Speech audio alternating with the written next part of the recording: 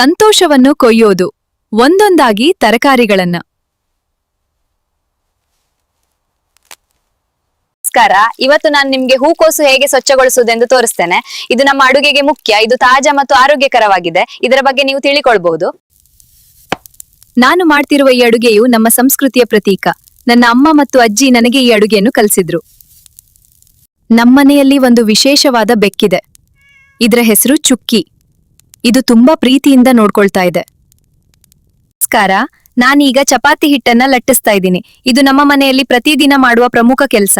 ನೋಡಿ, ಹಿಟ್ಟು ಎಷ್ಟು ಚೆನ್ನಾಗಿ ದುಂಡಗೆ ಆಗ್ತಾ ಇದೆ. ನಮಸ್ಕಾರ. ಇವತ್ತು ನಾನು ಚಪಾತಿ ಮಾಡ್ತಾ ಇದ್ದೀನಿ. ಇದು ನಮ್ಮ ಮನೆಯಲ್ಲಿ ದಿನವೂ ಮಾಡುವ ಆಹಾರ. ತುಂಬಾ ಸರಳವಾಗಿ ಮಾಡಬಹುದು, ಆರೋಗ್ಯಕ್ಕೆ ಒಳ್ಳೇದು. ಇದರ ರುಚಿ ಅದ್ಭುತವಾಗಿದೆ.